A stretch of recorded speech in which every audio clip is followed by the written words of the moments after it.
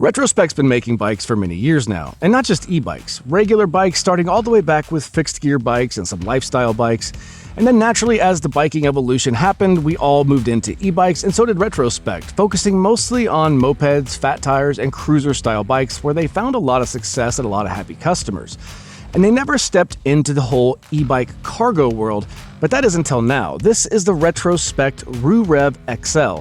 XL because this is the longer of two available configurations in the Roo Rev model series. Now this one has a punchy 750 watt motor, promises up to 75 miles of range, and has a hefty 400 pound max capacity payload. So what are all the full numbers and how does it translate into the real world execution? Well, take a ride with me and let's find out in this review of the Retrospec Rev Roo XL.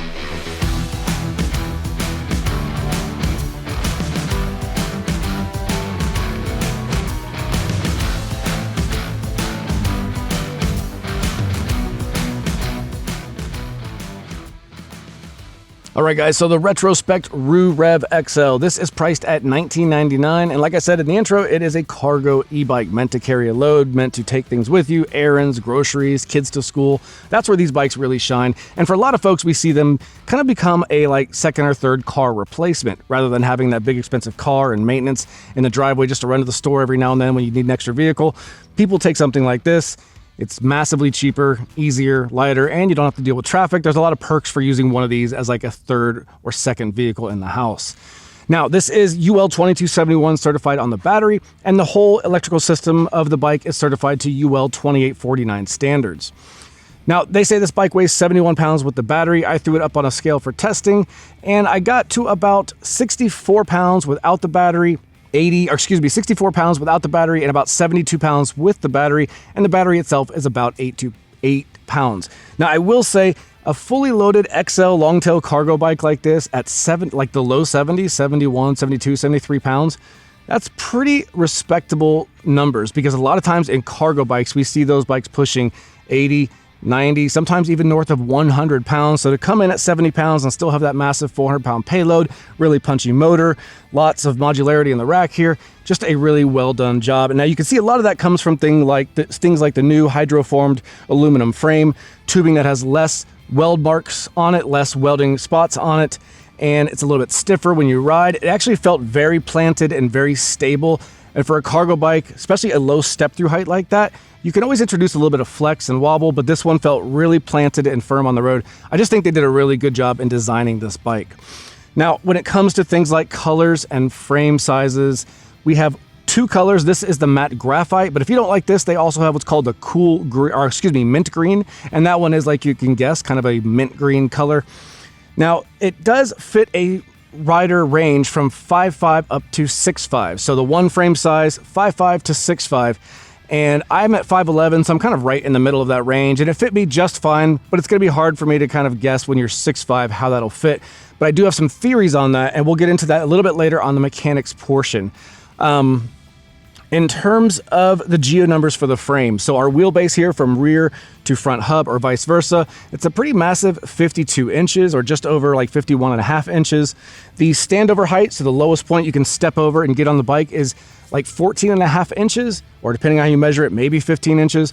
But either way, really low standover height. So if you're someone who is a little concerned about carrying weight on a bike and getting off and on and not wanting to throw your leg over a high bar or have a higher step to get on, this has a nice, low, easy access point to get on. And it just makes putting your foot down, getting on, getting off a little bit more easy, a little bit more stable. And then when you throw in this twin foot aluminum kickstand they have that's center mounted, you don't have to worry about leaning the bike over with the weight on it and things like that.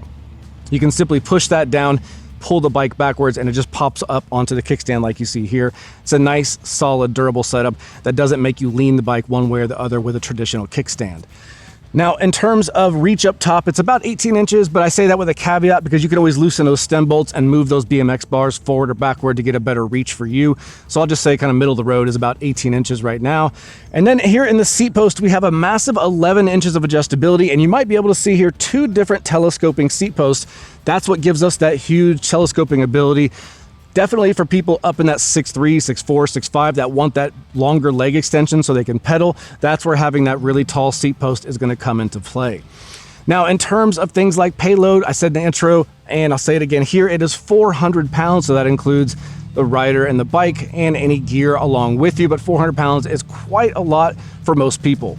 In terms of wheels and tires, we got a 20-inch alloy wheel with dual offset spokes for a nice durable grip on that tire that gives it a good planted connection there. And these are wrapped in 20 by 3-inch wide CST big boat tires. Now, despite the name saying big boat, these are e-bike rated tires with puncture protection, and they have a nice kind of mildly aggressive commuter tread pattern that's going to be good for wet pavement, things like that. But most importantly, I was actually impressed with these tires.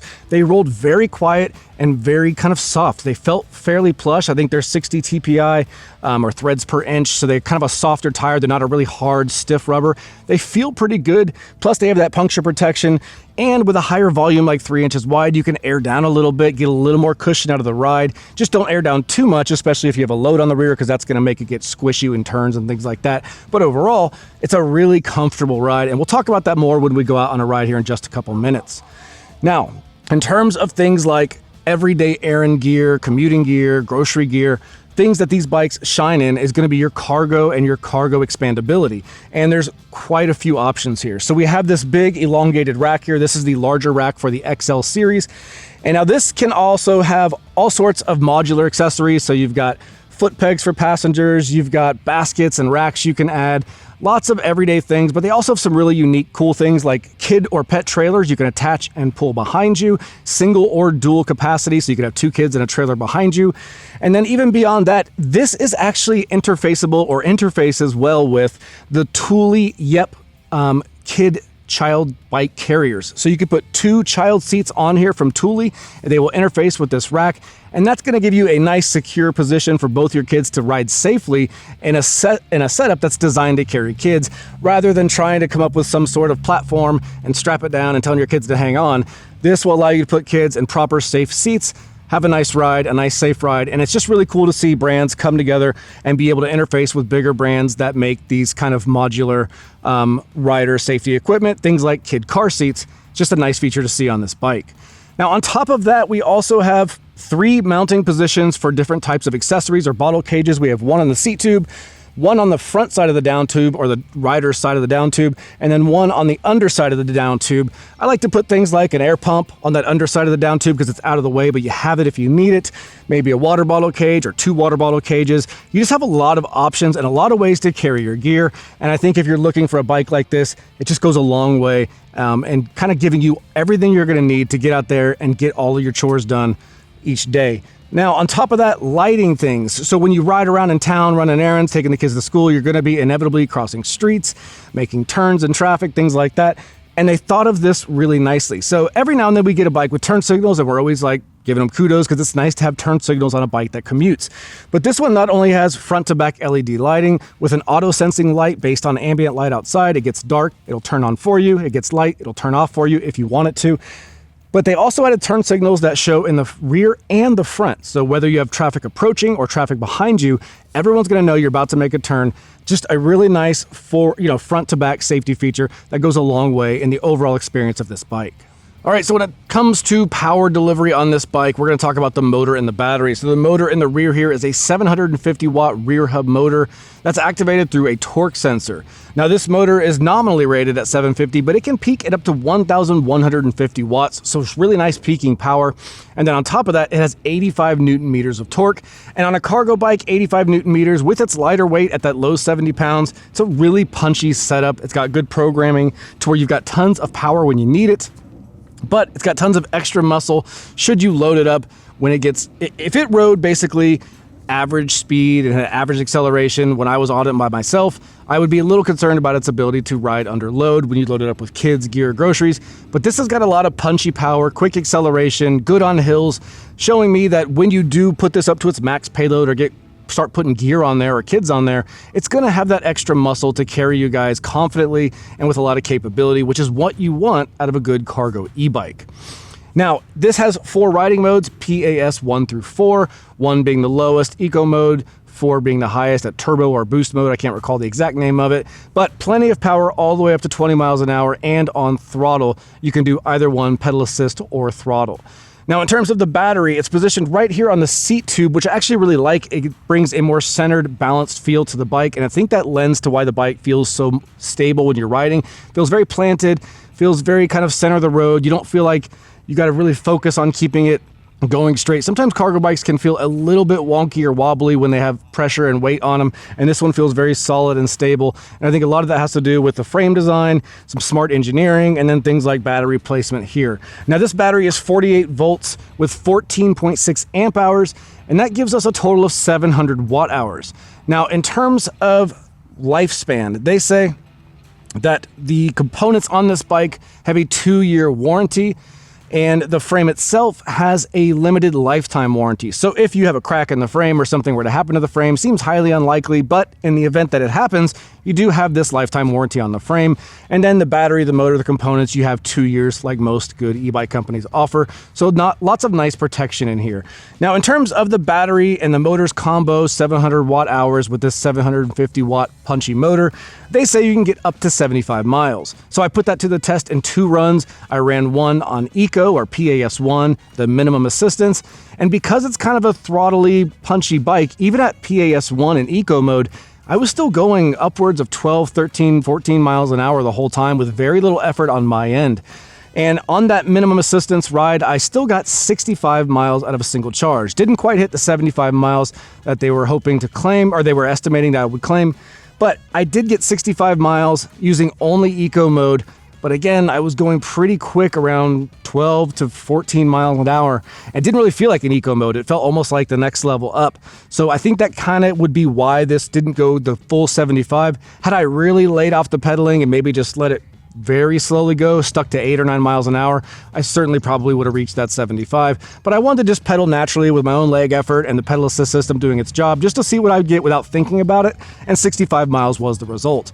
So then I brought it back, charged it up, and took another route out, and this one I went full bore, PAS4, basically 20 miles an hour the whole time. And on that run, I got just under 40 miles, like 39.8 miles, and that's still covering over 700 feet of elevation. And so 40 miles at full blast or 65 miles at kind of medium speeds, 12 to 14 miles an hour.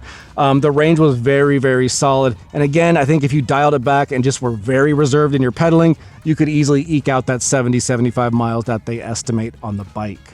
All right, so when it comes to components, let's talk about what the Roo Rev here has as far as drivetrain, group set, brakes, things like that.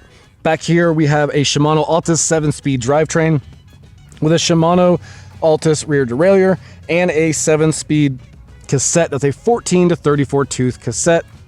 Now that's mated to a 52 tooth chainring up front, and that chainring has a nice 3-piece assembly, so you have a dual-sided chain guard with the chainring in the middle, 52 tooth, and then you have 170 millimeter alloy cranks, and they have flat plastic pedals on the ends of those cranks. Now, braking is covered by Tektro hydraulic disc brakes, and they went with an interesting setup here. They did a 2-piston caliper hydraulic disc brake setup. They put a 180 millimeter rotor up front with a 203 millimeter rotor in the rear. Now, that larger rotor in the rear, I think, is a smart choice. Now, normally on a mountain bike, you want that bigger rotor in the front. A lot of your braking, going downhill, things like that are going to be on that front tire. But on something like a cargo bike where you have a lot of weight that's meant to be carried over this back end, when you're constantly braking under a load like that, this back tire is going to be doing the brunt of the braking, especially for most people. They don't use the front brake too often unless they're doing performance riding, things like that. So they're going to use this back brake heavily, and that bigger rotor back there is going to lead to better cooling, better stopping power, better longevity, just all in all, a better stopping setup. And you'll see when we go out on a ride in just a minute, I put that to the test, and it braked really well from even high full speeds of 20 miles an hour to a complete stop in a really short period of time. Sometimes I harp about 4-piston brakes on cargo bikes, but I think maybe this one, with its lower weight in that low 70s, not being upwards of 100 pounds, it can do just as good as any bike with these 2-piston calipers, especially with the heavier rotor in the back. Now, as far as the saddle here, now this saddle is, they have a name for it. It's like a DT. It's got a long kind of acronym name for it, but basically it's just an unbranded saddle here. It's comfortable. It's got nice micro adjustments here on the bottom side, so you can move that saddle forward and aft based on how you want your body position to be sitting on this. And then it's got these dual quick release telescoping seats. So remember that massive seat range I talked about? Tons of room here for those of you up to 6'5" who really want to get that leg extension when you're riding. You can use those dual telescoping seat posts there. Now, let me shut this. All right, up in the front, we have a Zoom 80 millimeter suspension fork. So 80 mils of travel with a lockout feature. So you can see it compresses there. I flip a switch and we are now locked out. I can't push it. Things like tying it down for transportation, or you just don't want your suspension fork to be mushing all the time. You can lock it out whenever you want and then flip a switch and it's unlocked. Now in the cockpit here, we have all the wires coming off of our components down into the frame, and then they come out on the underside. On the bar itself, we have a BMX style bar.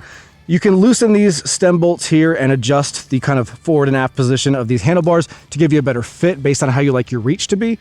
I will say one thing though, fitting up to 6'5", we have this massive dual telescoping seat, which is great, but we don't have the ability to raise or lower the handlebars. Now they do sit at a good position, and most people it's going to be fine, but if you are at that 6'5" and you've got the seat post maxed out, you might find the reach to be a little bit low. Just something to keep in mind if you're on the very high end of that rider fit in that 6'5" range. Now here in the cockpit setup, we have lock-on rubber grips on both ends. They feel really nice, stay in place just like you want. We have Tektro disc brake levers here. They're alloy levers, have adjustable reach and e-cutoff sensors. So basically, if you are going full bore on this bike or using the motor assistance at all and something startles you or you hit the brakes for any reason, as soon as you hit that brake, it's going to send an electrical signal to that motor and kill the power. It's available immediately again when you let go of the brakes, but in a pinch, in an emergency, you hit the brakes, the motor stops. That's always a good safety feature. Now, we also have a push throttle here. We have our index shifter here. It's kind of an over-the-bar, older school style.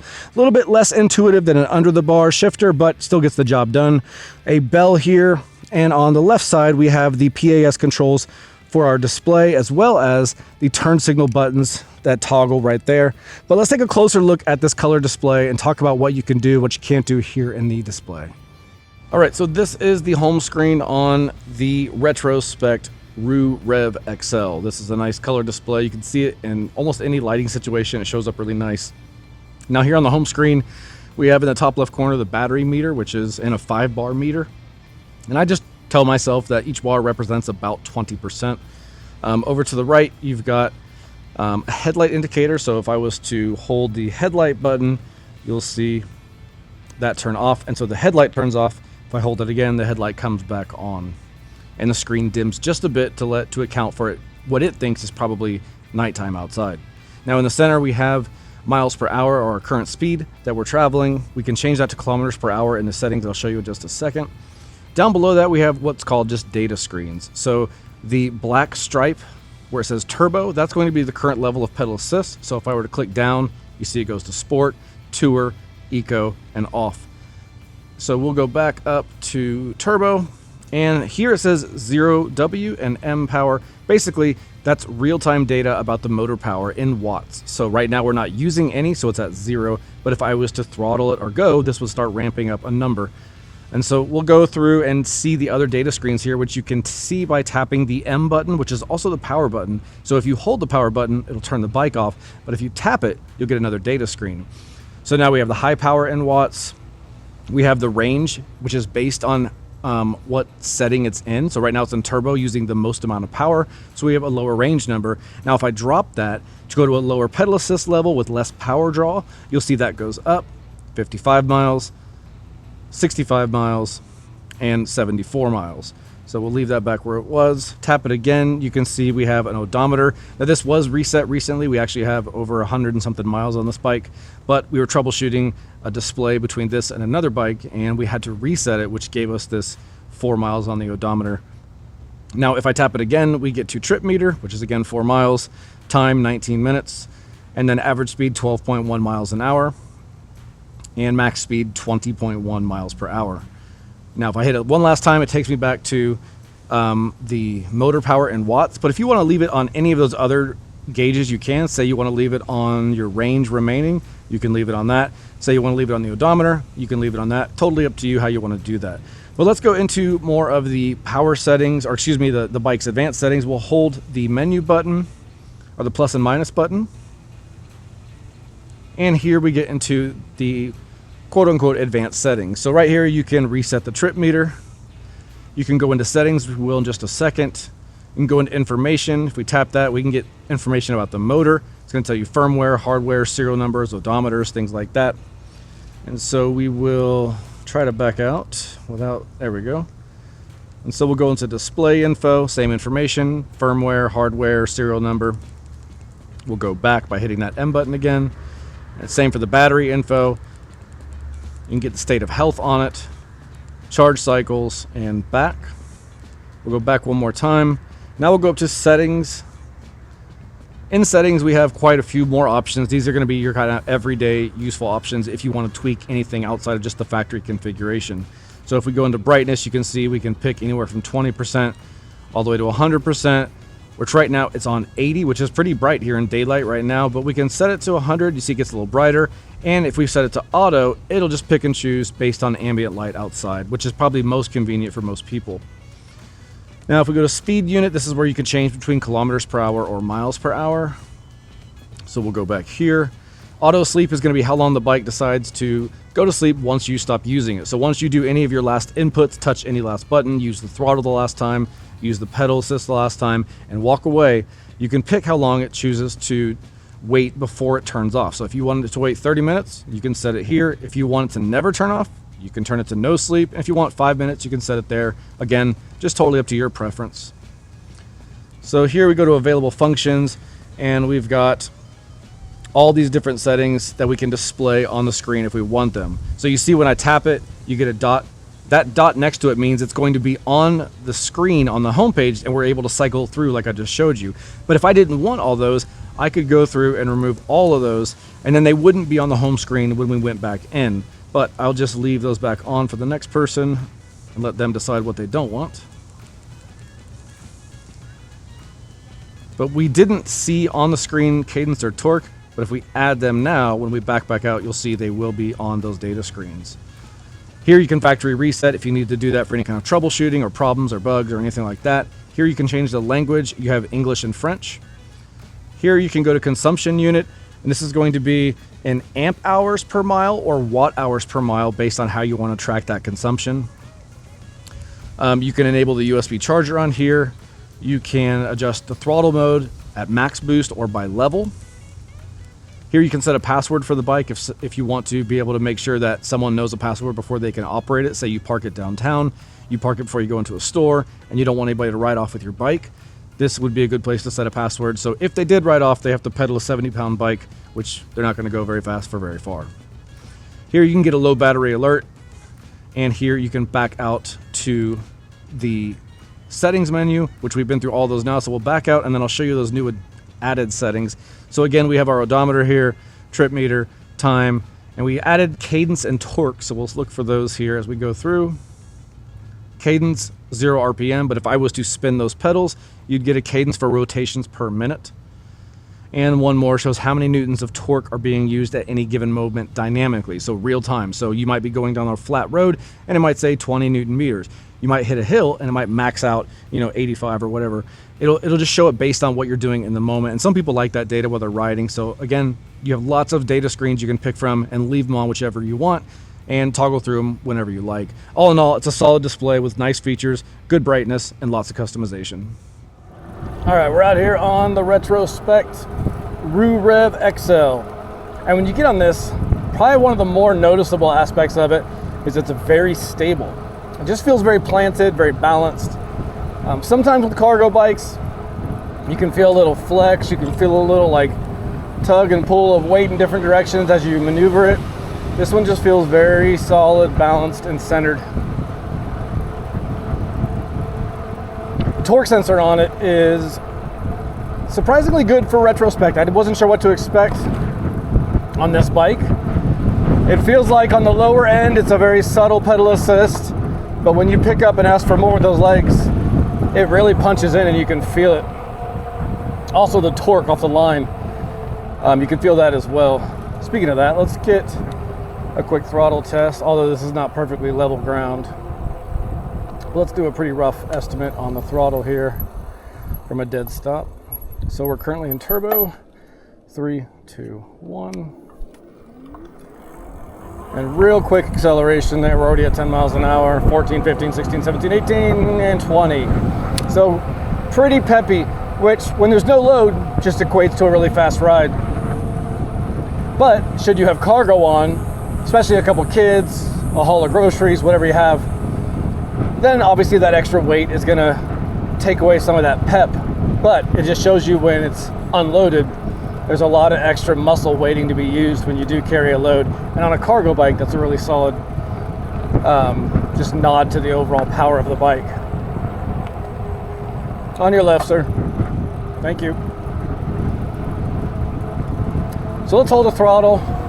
There's a little 9% punchy grade up there. It doesn't look like much on camera, and it's not much, but it's still 9%. And it lets us know like how much the motor's gonna take away when it goes under stress. So we're just holding at 20 flat.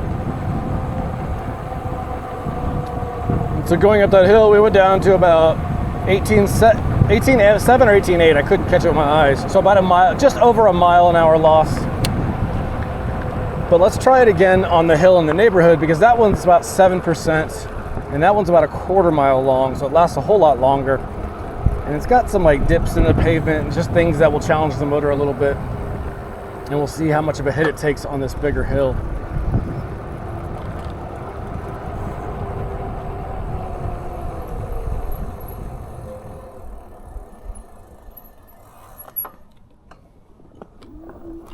All right, so I'm just gonna hold the throttle and let it do its thing all the way to the top here. So no problems accelerating. We just went all the way up to 20 miles an hour. And now let's just see if it holds the whole way.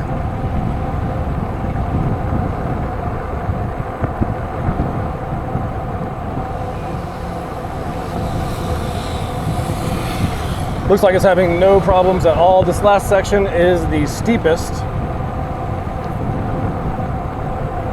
We'll see if we lose anything going up this.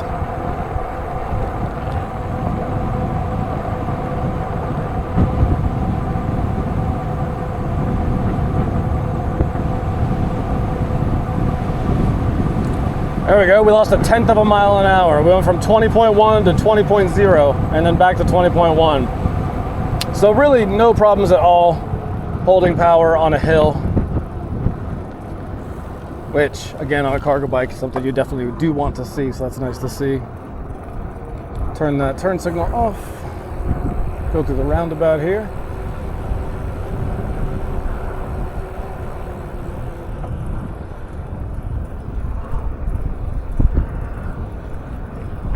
And then as we come down this hill, we'll check the brakes. That's another important factor on a bike like this. So we've got our turn signal on, come to a stop. All right, so we'll get going down the hill and then we will just brake once we're up over 20 miles an hour and see how they do. So there we go, we are at 20 already. And I'm gonna go ahead and do the brakes. Actually, I got a car behind me. I'm gonna let him pass first so I don't slam on my brakes in front of him. I'm gonna slow down so he can go around me. And then I'll speed back up.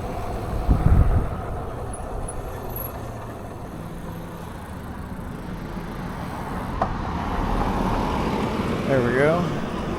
So let me get back over 20. 3, 2, 1. So stops very quickly. I'll do one more. Get up over 20. All right, there we are, over 20, and we'll go 3, 2, 1. So yeah, really nice stopping. No issues in that department at all.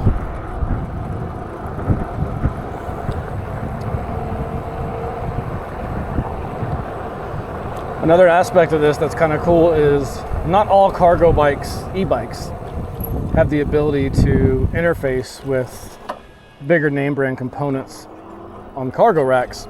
Specifically, this rack on here can interface with the Thule Yep 2 Maxi kid seats, and this can hold actually up to 2 of them. So you could have 2 kids in a car seat or a Thule car seat made for this bike rack. And that would allow you to take your kids with you or take them to school, things like that, which is really cool because then it's certified and it's capable of being properly secured to this rack, so you don't have to guess it with bungee straps and things like that. especially with your kids. You don't want to do that wrong. But let's go back and put it up on a stand and talk about it from an ownership standpoint.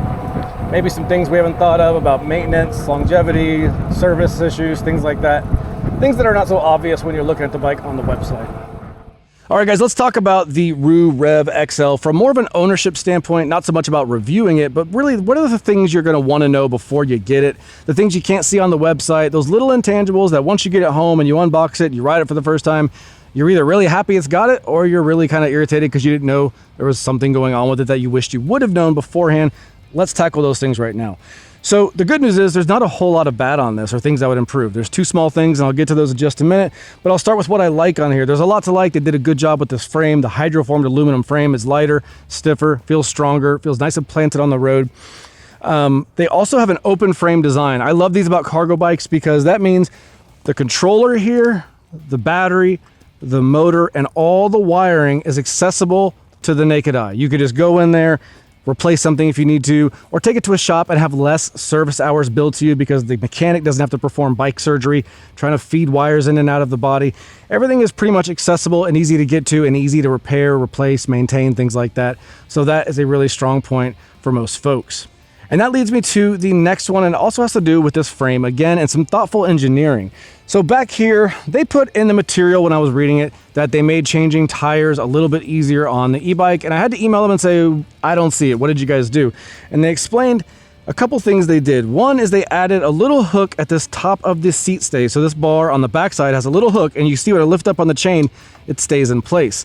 Now, if you've ever changed a bike tire, you know it's a little bit of a headache. You have to get the bike tire off, and usually you have to hold the chain with one hand so you can drop the tire out. But on an e-bike, these have a big, heavier motor in the rear hub, and you usually want two hands to support this wheel, and you don't have a third hand, well, at least I don't have a third hand, to support this chain while doing so, which allows me to hook the chain up here, use a single bolt to remove and loosen this, and on top of that, usually there's braze-ons to hold all these cables that you require zip ties for the motor.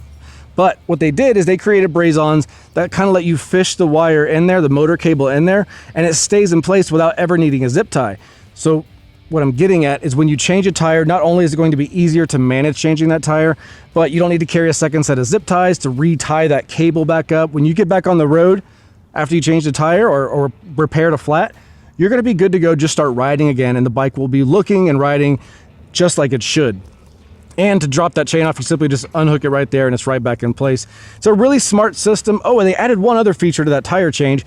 Most of the time we have two different size bolts on the axle. Usually, you know, maybe a 15 up front, 16 or 18 in the rear, which would require you to carry two wrenches when you're riding your bike. They did same size bolts front and rear axle, which means only one wrench, no extra zip ties, no third hand needed. And with a double platform kickstand like this rear tire is already elevated off the ground. So it's going to be a lot easier to work with. You're not trying to flip it upside down or do anything crazy. It's just going to be an easier, smoother process. It's never fun changing an e-bike's rear tire or replacing a flat. But in the event you have to on this, they've at least gone the extra mile, thought of you in the end result, and just made it a little bit easier, which I definitely appreciate. Now, the two things that I would improve or just caution you about or just bring up are, one is the stem telescoping. So I already brought that up a little bit, but I just want to mention it again. If you're on that 6 foot and you use all that telescoping seat post and you get your proper leg extension, there's just no way to account for your hands. You can't bring up those bars at all. So my friends that are 6'3", 6'4", 6'5", and they're eyeballing this, just keep in mind the reach may or may not be an issue, and there's just no way for me to tell, and no adjustability as far as vertical reach goes on this bike. Then the final one and the second one, it's pretty small. So usually I talk about chain slap on here, but they actually added some protective film here to protect that from slapping. But on the underside, you might be able to hear it. That every now and then slaps this kickstand. And what I'd like to see is just maybe add a little roller support right there, and then the chain could roll over it, keep a little bit more tension on it, and then you wouldn't have that chain slap on the kickstand. But aside from that, those are pretty small issues. And all in all, the bike's really well done, fun to ride, and I didn't have a lot of issues with it at all. And all in all, well done. All right, guys, so that wraps it up, the Retrospec Roo Rev XL. I really think Retrospec took a lot of years of their bike making experience, and they applied a lot of things to this cargo bike that some manufacturers might have been falling short on, and I think they made some really solid choices. Things like the extra help removing the rear wheel, that's going to be invaluable on the side of the road, and if you've never changed the rear wheel on a heavy e-bike before on the side of the road, you will really come to appreciate the fact that they went a couple extra inches with that extra mile for you to help make that a little bit easier. We have a punchy, fun motor. We have 400 pounds of capacity. I got nearly 65 miles of range, going pretty quick in at 12 to 14 miles an hour. And overall, it's a comfy, very planted, smooth cargo bike. Now, if there's anything about it you want to know that I did not cover, just drop it down in the comments and I'll get you that information. And until the next review comes out, I'll see you guys out on the trail.